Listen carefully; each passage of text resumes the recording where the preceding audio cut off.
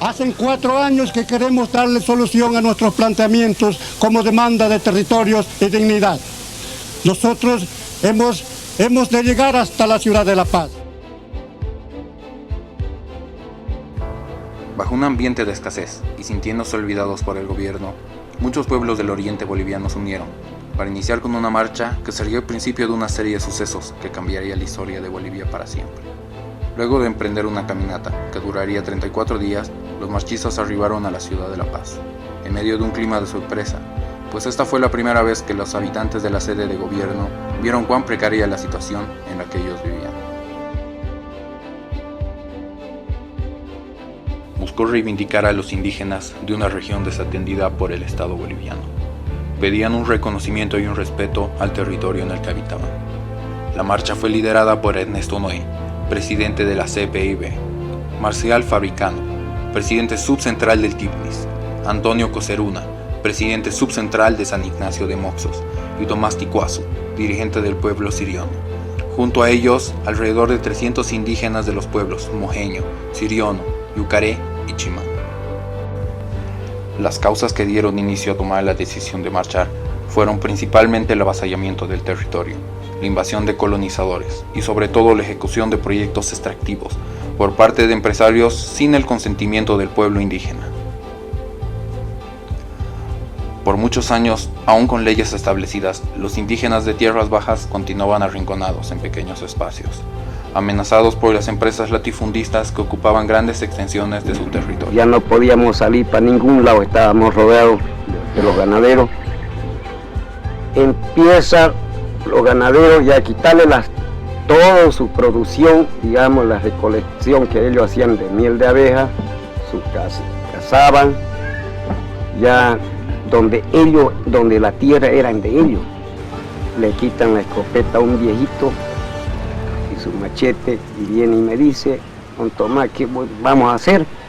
El problema llega en respaldo de los sirionos aquí, todos los mojeños, trinitarios, Chimán, Yuracaré, Guarayo y los hermanos Ayoreo.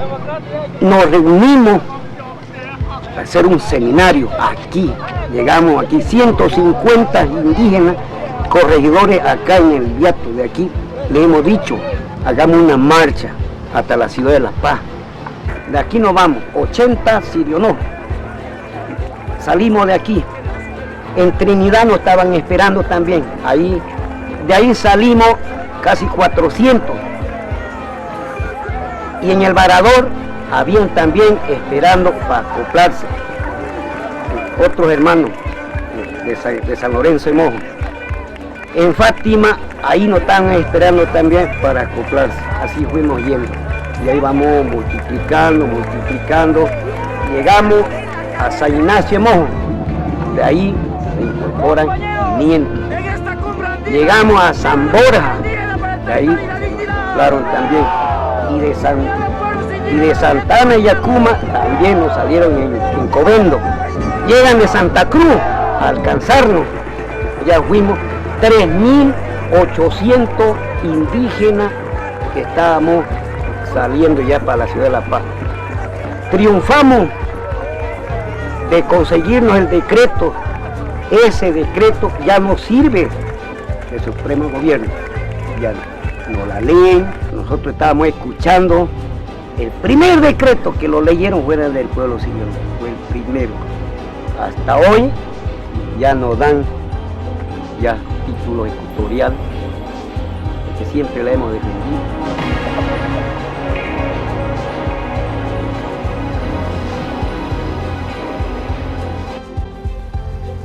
Aquel movimiento pacífico reivindicatorio exigió el respeto, la dignidad y, como mencionó Marcial Fabricano, fue con el fin de que estos pueblos tengan que ser conocidos en todo el mundo y reconocidos por aquellos que dicen que lo conocen. La marcha fue un hecho histórico que exigió y logró la inclusión de indígenas de tierras bajas, respetando su condición, sus cosmovisiones, su identidad, autoridades, ritos y costumbres. Esta acción obligó al gobierno de Jaime Paz Zamora a realizar varios decretos, para reconocer su autoridad en la administración de su territorio y sus derechos ancestrales. El recibimiento de los representantes aymaras y quechuas que hicieron a los marchistas significó un importante reconocimiento de las tierras bajas, que en adelante no volvería a pasar desapercibida por los gobiernos y la sociedad civil. 9 años que realizamos la marcha por el territorio y la dignidad. Lo hicimos en defensa de nuestras tierras, donde labran nuestros hermanos indígenas que estaban siendo arrinconadas por manos blancas, que las acaparaban esas tierras para negociarlas más allá y nuestros hermanos quedar sin tierra. Por esta razón asumimos la responsabilidad de realizar la marcha por el territorio y la dignidad para ir a decirle al gobierno que deje eso de negociar nuestras tierras, porque nuestras tierras donde labraban nuestros hermanos indígenas estaban siendo negociadas por manos blancas para llenarse de dinero y dejarlos sin tierra a nuestro pueblo indígena. Por eso realizamos la marcha en defensa de estas tierras. Por eso le pedimos al gobierno que respete lo que es de los pueblos indígenas. Los pueblos indígenas adquieren tierra, pero es para trabajarla, para que haya que comer, para que todos tengamos el arroz, el maíz y todo lo que es la cementera que producimos los pueblos indígenas. Para eso fue la defensa de los territorios y la dignidad. Para eso se realizó la marcha en defensa, para que prohíba el negociado de las tierras donde trabajan nuestros pueblos indígenas.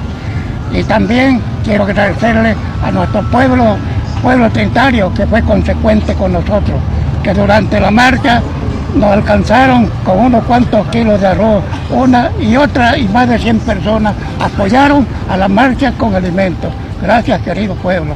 Pero también hubieron otros pueblos alrededor del camino que también fueron consecuentes, también nos dieron la manito. A ellos también le hacemos llegar nuestro agradecimiento. Pero más que todo y ante todo, agradecerle al Creador, al que nos da la vida y al que nos dio poder para que podamos marchar 900 kilómetros hasta llegar a la ciudad de La Paz. Ahí aguantando frío, muchas veces hambre, a veces agua, pero mucha gente consecuente nos fue dando la manito. Gracias, querido pueblo trinitario, porque tú también nos apoyaste, nos ayudaste. Gracias, queridos hermanos de la prensa que están con nosotros para hacerle llegar a nuestros hermanos más allá.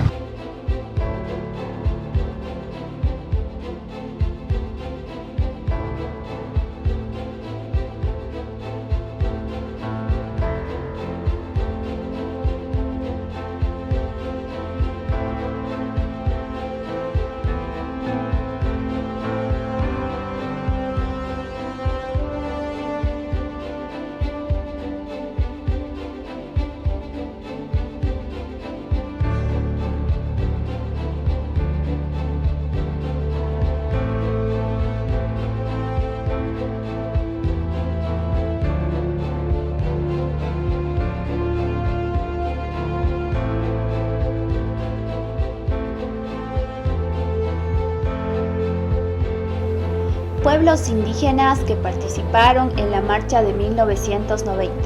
Mojeños, familia lingüística arawak, nombre atribuido mojeño. La ubicación, principalmente en el departamento del Beni, provincia Cercado, Moxos, Marbán y Vallivián. Los movimientos en busca de la Loma Santa han llevado a mojeños a los departamentos de La Paz y Cochabamba. Su población es de 35.000 habitantes en comunidades y barrios del centro rurales. Hábitat. La región habitada tradicionalmente por los mojeños es de clima tropical. El año se divide en 2 estaciones claramente diferenciadas, un invierno seco sin lluvias y un verano lluvioso. El hábitat mojeño se distingue y divide igualmente en 2 regiones bien marcadas: el bosque tropical, que acompaña a las cuencas de los ríos en la planicie descendiendo de los Andes, y los llanos de Mojos, grandes dimensiones de sabanas que anualmente se inundan debido a la subida de los grandes ríos como el Mamoré. Cuando bajan las aguas se habilitan inmensas planicies cubiertas de praderas o pampas, de las cuales solamente se reconoce algunas islas boscosas, en lugares ligeramente más altos. Los cursos de los ríos son acompañados por bosques ribereños. Historia. Los mojeños forman parte de los pueblos arawak, distribuidos en América desde las islas del Caribe hasta el Gran Chaco. Debido a cambios climáticos que transformaron las pampas de la Amazonía en selva, llegaron a las sabanas de Mojos a partir del año 3000 a.C., en busca de tierras parecidas a las que habían abandonado. En 1682, los jesuitas fundaron Loreto, su primera reducción en Mojos, a la cual siguieron otras numerosas fundaciones. La experiencia de las reducciones jesuitas dejó huellas en el pueblo mojeño, que con el tiempo combinaron su modo de ser y pensar indígena con manifestaciones y estructuras introducidas por los jesuitas. Después de la expulsión de los jesuitas de América en 1767, los gobernadores venidos de España introdujeron en las reducciones, guiados por las reformas borbónicas, métodos de liberalismo económico, forzando una mayor producción y exportación de bienes en detrimento del nivel de vida en las reducciones, lo que provocó una serie de rebeliones en contra de la administración española. A la fundación de la República de Bolivia, con la creación del departamento del Beni en 1842, las reducciones fueron desapareciendo. Posteriormente, parte de los indígenas sirvieron como remeros en el inicio del auge de la goma en el Río de Madera. Organización política y social. La organización social y política de las comunidades mantiene el sistema del cabildo indigenal, introducido por los jesuitas pero reconocido como originario por los mojeños. Hasta la actualidad, el cabildo indigenal sostiene entre los mojeños toda su fuerza, bajo la dirección de un corregidor, originalmente una persona destinada de afuera, pero ahora bajo el mando del cabildo indigenal. Al igual que los chiquitanos, los mojeños guardan una fuerte identidad que los relaciona en lo emocional, social, económico y religioso con la reducción, de donde emergieron sus antepasados, llamándose así trinitarios, ignacianos, loretanos o javerianos.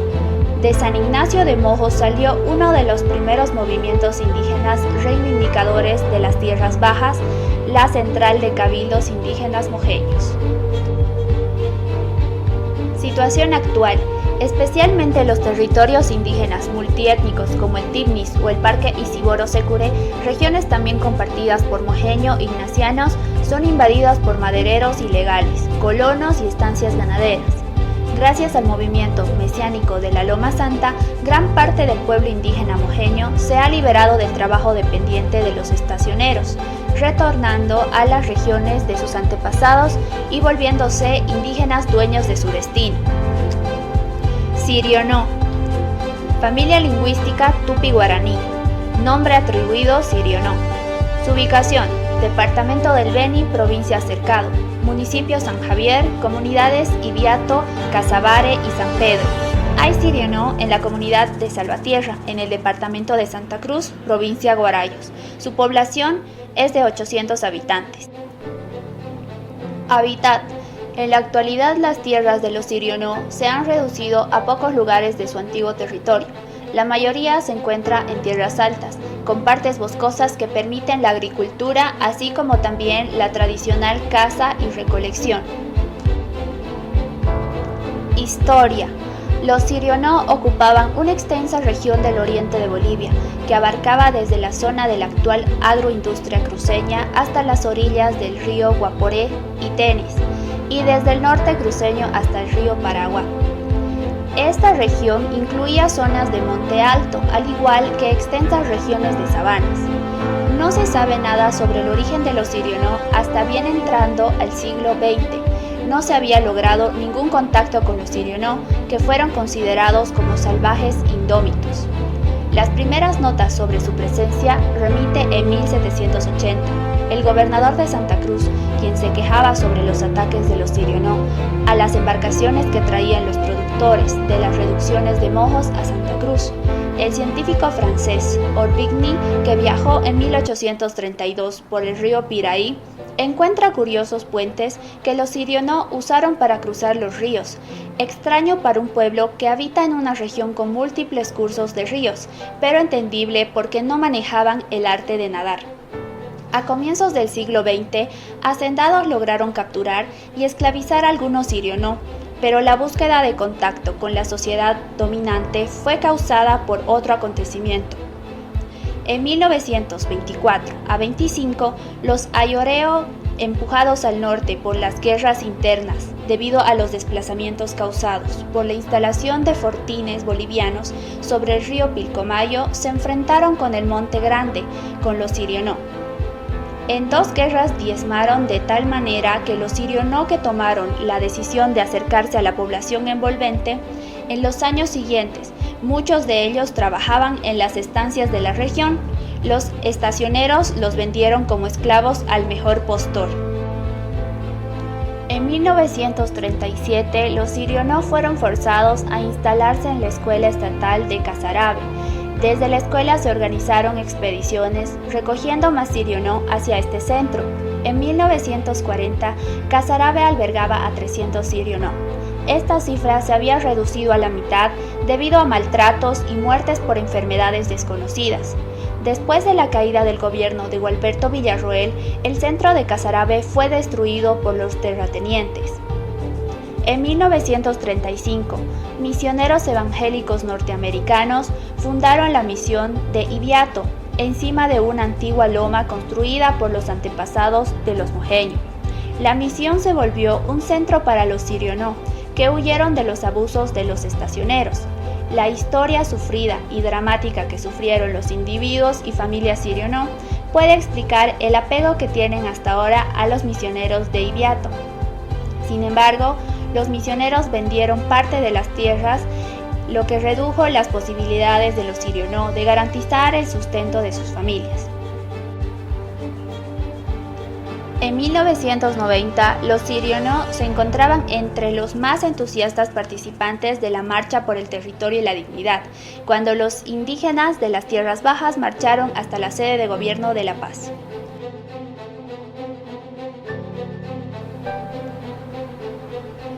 Yuracaré. Familia lingüística. El yuracaré es una lengua aislada que no mantiene relaciones con las familias lingüísticas conocidas. Hábitat. Los yuracaré viven en riberas de los afluentes del río Mamoré, los ríos Chapare, Securé, Chipiriri e Ichilo, entre otros. La región habitada por los yuracaré muestra una ecorregión boscosa que limita al este con bosques ribereños, alejándose de los ríos por pampas abiertas. Los suelos de los bosques ribereños son fértiles y preferidas para la agricultura. Los ríos son ricos en peces, tortugas, ofertando una buena base para el sustento.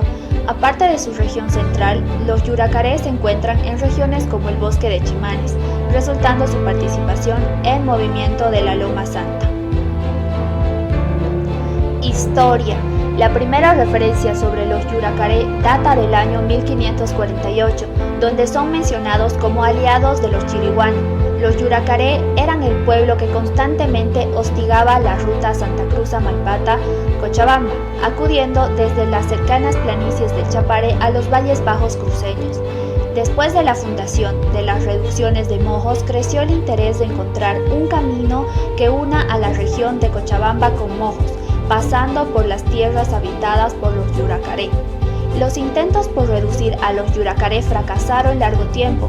A partir de 1765 comenzaron las iniciativas de abrir el anhelado camino. Economía. La caza, la recolección y la pesca constituyó la actividad económica principal del pueblo yuracaré. En la actualidad, la agricultura ocupa el lugar principal que aporta la mayor parte del sustento al pueblo yuracaré. Situación actual. En varias regiones, los yuracaré conviven con mojeños que muestran cierto menosprecio frente a ellos. Los mojeños entraron en la zona por el movimiento de la Loma Santa. Los que viven cerca de los centros de colonización del Chapare son acosados por colonizadores o narcotraficantes. Parte de la juventud yuracaré, atraída por las posibilidades del consumo, ingresan en los círculos del narcotráfico. Se dice que existen yuracaré sin o con poco contacto en las zonas inaccesibles, en zonas del territorio multiétnico Tipnis y del Parque Isidoro Securi. Chimán. Su población total es de 8.500 habitantes, ubicados en la ecorregión amazónica del departamento del Beni, en la provincia Vallivián, Mojos y Yacuma, del municipio San Borja, Rurrenabaque y Santa Ana. Su familia lingüística es el chimán. La actividad principal es la pesca y la recolección de jatata. Los productos son el sábalo, dorado, achacá, pacú, piraña, surubí, bagre, blanquillo, jatata y especies maderables. Las vías de acceso son la terrestre. Por esta vía se puede acceder a las regiones del río Maniquí, arroyo Maniquí Viejo, río Curiraba y el río Matos, solo en época seca. La fluvial se puede acceder por los ríos Maniquí y Curiraba. Síntesis histórica. En 1854, el Colegio Franciscano de La Paz envió al padre Reynaud a San Pablo y a Mancini y Bottini a San Pedro. Trabajaron para implantar la religión católica entre los chimán, pero al poco tiempo una epidemia diezmó las dos misiones. Determinaron reunir a los sobrevivientes en San Pablo y los religiosos Mancini y Bottini se fueron a Cabimas, dejando solo al padre Reynaud, quien fue asesinado el 4 de junio de 1862 y la misión se perdió para siempre. El pueblo chimán nunca estuvo reducida en su totalidad por los misioneros. Recién en 1953 entró la misión católica Fátima, que se encuentra situada a orillas del río Chimán, y posteriormente la misión Nuevas Tribus, con base en la comunidad La Cruz, cerca del río Maniquí.